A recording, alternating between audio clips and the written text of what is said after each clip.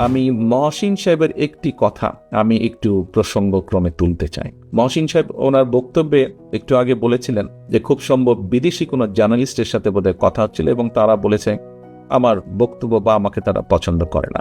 প্রিয় উপস্থিতিবৃন্দ, কেউ কারো বক্তব্য উপস্থাপন করতে পারে, তবে আমি একটি জিনিস মনে করি, কোন জাতীয়তাবাদী শক্তিকে কখনোই বিদেশিরা পছন্দ করে না। জাতীয়তাবাদী শক্তি মানেই দেশের পক্ষের শক্তি, দেশের পক্ষে কথা বলে, দেশের মানুষের পক্ষে কথা বলে। কাজেই অন্য একটি দেশের মানুষ তারা তাদের স্বার্থ রক্ষা করে, এই দেশের মানুষের স্বার্থ তারা দেখে না। সবাই যে একরকম তা না, তাদের মধ্যেও যেমন এপাশ আছে ওপাশ আছে।